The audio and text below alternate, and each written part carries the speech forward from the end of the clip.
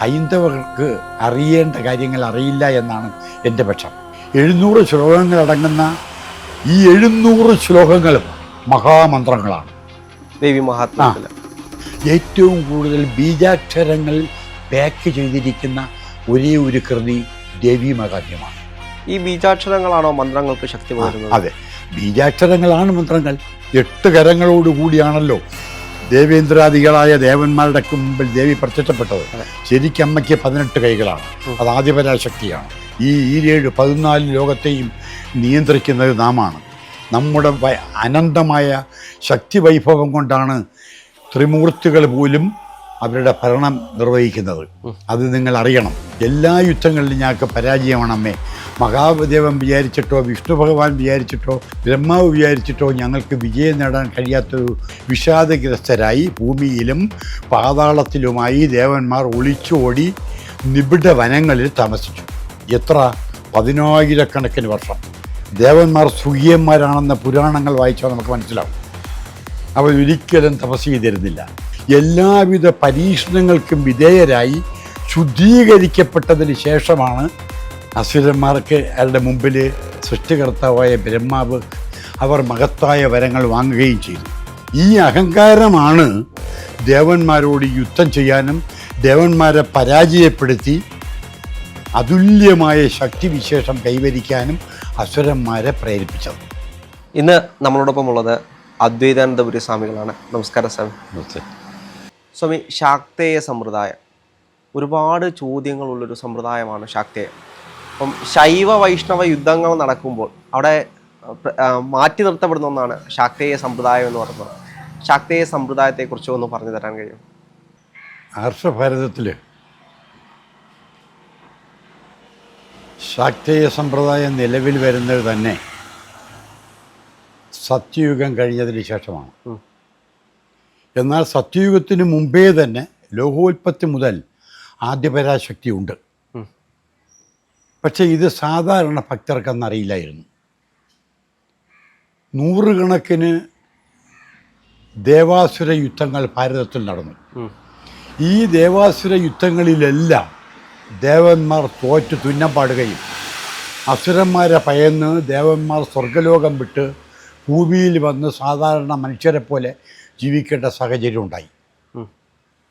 ഇതിന് കാരണം ദേവന്മാർ സുഖിയന്മാരാണെന്ന പുരാണങ്ങൾ വായിച്ചാൽ നമുക്ക് മനസ്സിലാവും. അവരൊരിക്കലും തപസ് ചെയ്തിരുന്നില്ല. സ്വർഗലോകത്ത് ഇന്ദ്രിയപരമായ സുഖങ്ങളിൽ രമിച്ച് മതിച്ച് പുളച്ച് ജീവിച്ചു. അറിയേണ്ട പരമമായ സത്യം എന്താണെന്നുള്ളത് പൂർണ്ണമായും അവർ വിസ്മരിച്ചു. തങ്ങളുടെ ഈ അഹങ്കാരപരമായ ജീവിതത്തിന് പിന്നിൽ ഒരു അനുഗ്രഹഹസ്തങ്ങൾ ഉണ്ട്. ആ അനുഗ്രഹഹസ്തങ്ങൾ ദേവിയുടേതാണ്, പരാശക്തിയായ പ്രപഞ്ചമാതാവിൻ്റേതാണ്. അതുകൊണ്ട് ആ അമ്മയെ മറന്നാൽ അത് തെറ്റായിത്തീരുമെന്നുള്ള ചിന്ത ദേവന്മാർക്കാർക്കും ഉണ്ടായിരുന്നില്ല. കാരണം അതിന് ഞാനെന്ന ഭാവം തന്നെ കാരണം.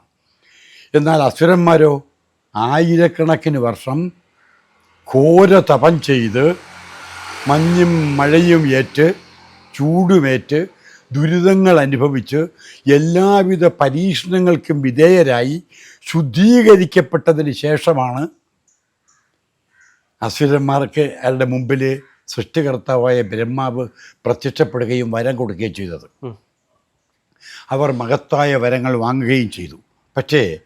നേരത്തെ ഈ ദേവന്മാരുടെ കാര്യം പറഞ്ഞതുപോലെ വരദാനങ്ങൾക്ക് അർഹരായി തീർന്ന അസുരന്മാർ തങ്ങളെല്ലാം അജയ്യരാണ്, ഇനി തങ്ങളെ നിയന്ത്രിക്കാൻ ആരുമില്ല എന്ന അഹങ്കാര ചിന്ത അവരെല്ലാം കുടിയേറി. അതിൻ്റെ ഫലമായിട്ട് എന്ത് സംഭവിച്ചു? ദേവന്മാർക്ക് പറ്റിയതുപോലെ തന്നെ അസുരന്മാരും അഹങ്കാരികളായി തീർന്നു. ഈ അഹങ്കാരമാണ് ദേവന്മാരോട് യുദ്ധം ചെയ്യാനും ദേവന്മാരെ പരാജയപ്പെടുത്തി അതുല്യമായ ശക്തിവിശേഷം കൈവരിക്കാനും അസുരന്മാരെ പ്രേരിപ്പിച്ചത്. ഇതാണ് സത്യം. അപ്പം ദേവന്മാർ നേരത്തെ ഞാൻ പറഞ്ഞല്ലോ തോറ്റു തുന്നം പാടിയല്ലോ. ഇനി തങ്ങളെ രക്ഷിക്കാൻ ആരുമില്ല എന്ന് വിചാരിച്ച് വിഷാദഗ്രസ്തരായി ഭൂമിയിലും പാതാളത്തിലുമായി ദേവന്മാർ ഒളിച്ചോടി നിബിഡ വനങ്ങളിൽ താമസിച്ചു. എത്ര 10,000 വർഷം. അപ്പം രക്ഷയില്ല, രക്ഷിതാവില്ല. കാരണം ബ്രഹ്മാവ് വിചാരിച്ചിട്ടോ വിഷ്ണു ഭഗവാൻ വിചാരിച്ചിട്ടോ മഹാദേവൻ വിചാരിച്ചിട്ടോ ദേവന്മാരെ രക്ഷിക്കാൻ കഴിയുന്നില്ല. കാരണം അസുരശക്തി അത്ര പ്രബലമായി തീർന്നു. അങ്ങനെ ദേവന്മാർ ആർത്തലച്ച് കരഞ്ഞ് വനങ്ങളിലിരുന്ന് തപസ് ചെയ്ത് പരാശക്തി എന്നൊരു ശക്തിയുണ്ടെന്നും അതാണ് ഈ 14 ലോകത്തെയും ദേവന്മാരെയും ത്രിമൂർത്തികളെയും കൂടി നയിക്കുന്നതെന്നുമുള്ള ചിന്ത ഈ ഇന്ദ്രാദി ദേവന്മാരുടെ മനസ്സിൽ തോന്നിപ്പിച്ചു. അങ്ങനെ ഇന്ദ്രാദി ദേവന്മാർ ദേവിയെ വിളിച്ചു കരഞ്ഞു, ഉറക്ക കരഞ്ഞു. തങ്ങളെ രക്ഷിക്കാൻ ആരുമില്ലമ്മേ, അമ്മ മാത്രമേ ഉള്ളൂ, ഞങ്ങളെ രക്ഷിക്കണമെന്ന് പറഞ്ഞിട്ട് ദേവന്മാർ ഈ ദേവിയെ വിളിച്ച് കരഞ്ഞപ്പോൾ കാരുണ്യത്തിൻ്റെ നിറദീപമായ ദേവി, കാരണം പ്രപഞ്ചത്തിൻ്റെ മാതാവാണ്. ഒരു ഒരു ഒരു ഒരു ഒരു കൊച്ചു കുഞ്ഞു കരഞ്ഞാൽ പോലും അമ്മയുടെ ഹൃദയം ആർദ്രമാകും. അതാണ് ദേവിയുടെ സ്വഭാവം. ദേവന്മാരെല്ലാം കൂടി ഒരുമിച്ച് കരഞ്ഞപ്പോൾ അമ്മയ്ക്ക് അവിടെ ഇരിക്കപ്പെടുകയില്ല. അമ്മ ദേവന്മാരുടെ മുമ്പിൽ പ്രത്യക്ഷപ്പെട്ടു. ശരിക്കും പറഞ്ഞാൽ തപസ് ചെയ്യേണ്ടതാണ് ആയിരക്കണക്കിന് വർഷം. എന്നിട്ട് പോലും അതൊന്നും ദേവി കണക്കിലെടുത്തില്ല. ഈ ദേവന്മാരുടെ ദുഃഖതപ്തമായ ജീവിതം കണ്ട് മനസ്സലിഞ്ഞ കാരുണ്യവതിയായ ദേവി ദേവന്മാരുടെ മുമ്പിൽ പ്രത്യക്ഷപ്പെട്ടു. അപ്പോൾ ദേവന്മാരെല്ലാം അസുരാദി ദേവേന്ദ്രൻ ഉൾപ്പെടെയുള്ള ദേവന്മാരെല്ലാം കൂടി കരഞ്ഞ് വിളിച്ച് കാര്യം പറഞ്ഞു. എല്ലാ യുദ്ധങ്ങളിലും ഞങ്ങൾ തോൽക്കുന്നു. ഞങ്ങൾ മര്യാദയ്ക്ക് സ്വർഗലോകത്ത് സുഖിച്ച് ജീവിക്കുകയായിരുന്നു. അപ്പോൾ അസുരന്മാർ വന്ന് ഞങ്ങളെ ബുദ്ധിമുട്ടിക്കുകയായിരുന്നു. എല്ലാ യുദ്ധങ്ങളിലും ഞങ്ങൾക്ക് പരാജയമാണമ്മേ. മഹാദേവൻ വിചാരിച്ചിട്ടോ വിഷ്ണു ഭഗവാൻ വിചാരിച്ചിട്ടോ ബ്രഹ്മാവ് വിചാരിച്ചിട്ടോ ഞങ്ങൾക്ക് വിജയം നേടാൻ കഴിയാത്തൊരു ദുസ്ഥിതിയാണ് വന്നിരിക്കുന്നത്. ഞങ്ങൾക്കിനി പരാശക്തിയും പ്രപഞ്ചമാതാവുമായ ദേവിയല്ലാതെ ആരും അഭയമില്ല, ആരും സഹായിക്കാനില്ല. ആ ദേവി ഞങ്ങളെ രക്ഷിക്കണമെന്ന് പറഞ്ഞ് കരഞ്ഞു. അങ്ങനെ കരുണാർദ്രയായ ദേവി ഈ അസുരന്മാരൊക്കെ എല്ലാ സഹായവും നൽകി. ഇനി നിങ്ങൾക്ക് പരാജയമില്ല. അപ്പോൾ ദേവി പറഞ്ഞു, നിങ്ങൾ ശരിക്കും അഹങ്കരിച്ചവരാണ്. കാരണം സത്യവും ധർമ്മവും ഗുരുത്വവും നിങ്ങൾ കൈവെടിഞ്ഞു. സ്വർഗലോകം കിട്ടിയപ്പോൾ ഇനി ഇതിലപ്പുറം ഒരു ലോകമില്ലെന്ന് മൂഢരായ നിങ്ങൾ ചിന്തിച്ചു. സത്യമതല്ല. നിങ്ങൾ അറിയണം, ഈ 14 ലോകത്തെയും നിയന്ത്രിക്കുന്നത് നാമാണ്. നമ്മുടെ അനന്തമായ ശക്തി വൈഭവം കൊണ്ടാണ് ത്രിമൂർത്തികൾ പോലും അവരുടെ ഭരണം നിർവഹിക്കുന്നത്. അത് നിങ്ങൾ അറിയണം. നാം പ്രപഞ്ചത്തിൻ്റെ മാതാവാണ്. 8 കരങ്ങളോടുകൂടിയാണല്ലോ ദേവേന്ദ്രാദികളായ ദേവന്മാരുടെ മുമ്പിൽ ദേവി പ്രത്യക്ഷപ്പെട്ടത്. ശരിക്കും അമ്മയ്ക്ക് 18 കൈകളാണ്. അത് ആദിപരാശക്തിയാണ്. അതിൽ നിന്ന് അഷ്ടഹസ്തങ്ങളോടുകൂടിയാണ് ദേവി ഇന്ദ്രാദി ദേവന്മാരുടെ മുമ്പിൽ പ്രത്യക്ഷപ്പെട്ടത്. ഇനി ഞങ്ങൾക്ക് അങ്ങനെ ഉണ്ടാവില്ല അമ്മേ, ഞങ്ങളുടെ അജ്ഞത മൂലം സംഭവിച്ചു പോയതാണ്. ദേവി പറഞ്ഞു, ഭൂമിയിൽ മനുഷ്യരായി ജീവിച്ചിരുന്ന കാലയളവിൽ കുറച്ച് പുണ്യകർമ്മങ്ങൾ ചെയ്തതിൻ്റെ അടിസ്ഥാനത്തിലാണ് മാനവ ജീവിതത്തിൻ്റെ കാലയളവ് പൂർത്തിയായപ്പോൾ നിങ്ങൾക്ക് സ്വർഗലോകം ലഭിച്ചത്. അല്ലാതെ നിങ്ങളുടെ ആരുടെയും കഴിവ് കൊണ്ടോ പ്രബലത കൊണ്ടോ അല്ല. നിങ്ങൾ ആ സത്യം ഓർത്തില്ല. നിങ്ങൾ മനുഷ്യരായിരുന്നപ്പോൾ കുറേ കാലം ദേവിയായ നമ്മെ വിളിച്ച് കരഞ്ഞിരുന്നു, അപേക്ഷിച്ചിരുന്നു. അതിൻ്റെയൊക്കെ ഫലമായിട്ട് സ്വർഗലോകം കിട്ടിയപ്പോൾ നിങ്ങൾ യാഥാർത്ഥ്യം മറന്നു. ഇപ്പോൾ നിങ്ങൾക്ക് ബോധ്യമായല്ലോ, ഈ 14 ലോകവും അടങ്ങുന്ന അണ്ടകളാകങ്ങളെ നിയന്ത്രിക്കുന്നത് ആരാണെന്ന്? നാമാണ്. അതുകൊണ്ട് ദേവിയെ മറന്ന് ഇനി ഒന്നും ചെയ്യരുതെന്ന നിർദ്ദേശത്തോടു കൂടി പരാശക്തിയായ ദേവി ദേവന്മാർക്ക് അനുഗ്രഹം കൊടുത്തു. ദേവന്മാർക്ക് സ്വർഗലോകം തിരിച്ചു കിട്ടി. കാരണം ദേവി ഇടപെട്ടു എന്നുള്ള വിവരം അസുരന്മാർ അറിഞ്ഞപ്പോൾ ഇനി കളി നടക്കില്ല എന്നാർക്ക് മനസ്സിലായി? അസുരന്മാർക്ക് മനസ്സിലായി. അങ്ങനെയാണ് ഈ പരാശക്തിയായ അമ്മ ഭൂമിയിൽ എല്ലാ ലോകങ്ങളുടെയും മാതാവാണ് ദേവി എന്ന ചിന്ത ദേവന്മാർ ഉടലെടുക്കുന്നത്.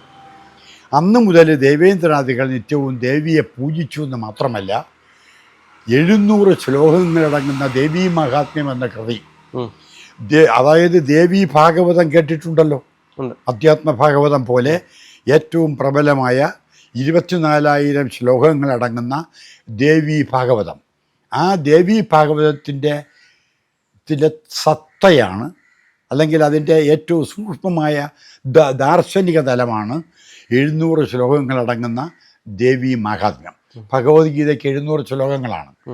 ദേവീ മഹാത്മ്യത്തിനും 700 ശ്ലോകങ്ങൾ തന്നെ. അതിൽ അമ്മ അമ്മ കൊലപ്പെടുത്തിയ, അമ്മയുടെ കരങ്ങൾ കൊണ്ട് കൊല്ലപ്പെട്ട എല്ലാ അസുരൻ, ശുംഭൻ, നിശുംഭൻ തുടങ്ങി പിന്നെ മഹിഷാസുരൻ തുടങ്ങിയ എല്ലാ അസുരന്മാരുടെയും കഥകൾ വിവരിക്കുന്നതാണ് 13 അധ്യായങ്ങളും 700 ശ്ലോകങ്ങളും അടങ്ങുന്ന ദേവി മഹാത്മ്യം. സത്യം പറഞ്ഞാൽ ഹൈന്ദവർക്ക് അറിയേണ്ട കാര്യങ്ങൾ അറിയില്ല എന്നാണ് എൻ്റെ പക്ഷം. 700 ശ്ലോകങ്ങളടങ്ങുന്ന ഈ 700 ശ്ലോകങ്ങളും മഹാമന്ത്രങ്ങളാണ്. ദേവി മഹാത്മ്യത്തിൽ സ്തുതികളല്ല, സ്തുതിയാണെങ്കിലും അതിനകത്ത് അതായത് നമ്മുടെ ഭാരതീയ ദർശനങ്ങളിൽ ഏറ്റവും കൂടുതൽ ബീജാക്ഷരങ്ങൾ പാക്ക് ചെയ്തിരിക്കുന്ന ഒരേ ഒരു കൃതി ദേവി മഹാത്മ്യമാണ്. ഈ ബീജാക്ഷരങ്ങളാണോ മന്ത്രങ്ങൾക്ക് ശക്തി പകരുന്നത്? അതെ, ബീജാക്ഷരങ്ങളാണ് മന്ത്രങ്ങൾ. അതെങ്ങനെയാണ് ഒരു ബീജാക്ഷരത്തിന് ഒരു അത്രയത്തോളം ശക്തി വരുന്നത്? അതിന് ഇപ്പം നമ ശിവായ, നമ ശിവായ, ഇത് സാധാരണ ആളുകൾക്കൊക്കെ അറിയാം. പക്ഷേ എന്ന് പറയുന്ന അക്ഷരം ഏത് ഋഷിയെ ആണ് പ്രതിനിധാനം ചെയ്യുന്നത്, ഏത് തത്വത്തെയാണ് പ്രതിനിധാനം ചെയ്യുന്നത് എന്നൊക്കെ ഉണ്ട്. ഇപ്പം കുണ്ടലിനിയുമായി ബന്ധപ്പെട്ടതാണ് ഞാൻ ഈ പറഞ്ഞ നമശിവായ. ഭാരതം നമ്മളങ്ങോട്ട് ഇറങ്ങിച്ചെന്നാലേ കടലിനേക്കാൾ ആഴവും പരപ്പും ഉള്ളതാണല്ലോ ഈ സാധനം. അതെ അല്ലേ? എത്ര ജന്മങ്ങൾ കൊണ്ടും പഠിച്ചു തീർക്കാത്തതാണ്. ഇപ്പം ഓംകാരം ജപിക്കുന്ന ഒരാളിന് എന്താ സംഭവിക്കും? ഓം എന്ന പ്രണവമന്ത്രം ദീർഘപ്രണവം ഹ്രസ്വപ്രണവം ഉണ്ടല്ലോ. ഓം ഹ്രസ്വപ്രണവമാണ്. ഓം ഇങ്ങനെ നീട്ടി ഉച്ചരിച്ചാൽ ദീർഘപ്രണവമായല്ലോ. ദീർഘപ്രണവം ഉച്ചരിക്കുമ്പോൾ സംഭവിക്കുന്നത് നമ്മുടെ നട്ടെല്ലിൻ്റെ അവസാന ഭാഗത്തായി 3.5 ചുറ്റുള്ള സർപ്പാകൃതിയിൽ, സ്വർണ്ണ നിറമാർന്ന സർപ്പാകൃതിയിൽ കിടക്കുന്ന കുണ്ടലിനിയാണ് ഉണർത്തുന്നത്. ഓങ്കാരം മാത്രം ജപിച്ചാൽ മതി ഒരാളിന് ബ്രഹ്മജ്ഞാനം നേടാൻ. വേറൊന്നും അറിയണ്ട, കോളേജിലും സ്കൂളിലും പോണ്ട, ഒരു ഗുരുവിൻ്റെ അടുത്തും പോയി പഠിക്കണ്ട. പക്ഷേ ഏതെങ്കിലും നല്ല ഗുരുവിൽ നിന്ന് ഓങ്കാരം, ഓം എന്ന പ്രണവ ബീജം വിത്തുന്നാണല്ലോ. പ്രപഞ്ചത്തെ ഉണർത്താൻ, പ്രപഞ്ച ശക്തിയായിരിക്കുന്ന, പ്രപഞ്ചത്തിൻ്റെ മൂലകാരണമായിരിക്കുന്ന പരബ്രഹ്മത്തെ ഉണർത്താൻ, അതാണ് ഋഗ്വേദം പറയുന്നത്. എന്താ? ഓമിത്യേകാക്ഷരം ബ്രഹ്മ. ബ്രഹ്മസത്യം അറിയുവാനുള്ള ഏറ്റവും ലളിതമായ മാർഗം ഓംകാര ജപമാണ്. ഓം എന്നത് ബ്രഹ്മത്തിൻ്റെ ബീജമാണ്, ബ്രഹ്മത്തെ ഉണർത്താനുള്ള ശക്തിയാണ്. അപ്പോൾ ഇത് ജപിക്കുമ്പോൾ, ഓങ്കാരം അഥവാ പ്രണവമന്ത്രം ജപിക്കുമ്പോൾ, ഓങ്കാരത്തിൻ്റെ മറ്റൊരു പേരാണല്ലോ പ്രണവം, അത് ജപിക്കുമ്പോൾ സംഭവിക്കുന്നത് മൂലാധാരത്തിൽ കിടക്കുന്ന ഷഡാധാരങ്ങളുണ്ടല്ലോ. മൂലാധാരം, സ്വാധിഷ്ഠാനം, മണിപൂരകം, അനാഹതം, വിശുദ്ധി, ആറാമത്തത് ആജ്ഞ, ഏഴാമത്തത് എന്തിനാണ്? ബ്രഹ്മം. അപ്പം ഈ നട്ടെല്ലിൻ്റെ അവസാന ഭാഗത്ത് 3.5 ചുറ്റുള്ള സർപ്പാകൃതിയിൽ അധോമുഖിയായി കുനിഞ്ഞ ശിരസോടെ, ദുഃഖിതമായ ശിരസോടുകൂടി പരാശക്തിയായ ദേവി കുടികൊള്ളുന്നു. അത് തന്നെയല്ലേ കുണ്ടലിനി? അത് തന്നെയാണ് കുണ്ടലിനി. പക്ഷേ അവിടെ ഒരു കാര്യം അറിയേണ്ടത്, ഈ അമ്മ എന്തിന് അധോമുഖിയായിരിക്കുന്നു എന്ന് അങ്ങ് ചോദിക്കാത്തതാ. അമ്മ എന്തിന് കരയുന്നു? അമ്മയുടെ ഇളിക്കൂടിൽ ഒരു നൂല് കൊണ്ട് കെട്ടിയിരിക്കുകയാണ്. ആ നൂല് എവിടെ ഇരിക്കുന്നു? ശിരസിലിരിക്കുന്ന 1000 ഇതളുള്ള പത്മത്തിലിരിക്കുന്ന മഹാദേവ ശക്തിയുമായി ഈ കുണ്ടലിനി ഒരു നൂലിനാൽ, ചരടിനാൽ ബന്ധിക്കപ്പെട്ടിരിക്കുകയാണ്. ആ ചരടേതാ? ഇടതുഭാഗത്ത്, നമ്മുടെ എല്ലാവരുടെയും ഇടതുഭാഗത്തുള്ള നാഡിക്ക് ഇടയെന്നും, വലതുഭാഗത്തുള്ളതിന് പിങ്കള എന്നും, മധ്യത്തിലുള്ളതിന് സുഷുപ്ന നാഡി എന്നും പറയും. മനസ്സിലായല്ലോ? അപ്പം ആ സുഷുപ്ന നാഡിയെ ബന്ധിച്ചിരിക്കുന്നതിൻ്റെ ഒരു കയറാണെന്ന് വിചാരിക്കും, ഒരു നാര്. ആ നാരിൻ്റെ ഒരു ഭാഗം, കീഴേ ഭാഗം, അതോ ഭാഗം അമ്മയെ, അതായത് കുണ്ടലിനിയെ ബന്ധിച്ചിരിക്കുന്നു. അതിൻ്റെ ഒരു ഭാഗം ഞാൻ പറഞ്ഞ ശിരസിലിരിക്കുന്ന 1000 ഇതളുള്ള പത്മത്തിൻ്റെ മധ്യത്തിൽ കുടികൊള്ളുന്ന ശൈവശക്തിയാകുന്ന ആ ചൈതന്യവുമായി ബന്ധിച്ചിരിക്കുന്നു. അപ്പം എന്ത് ചെയ്യണം?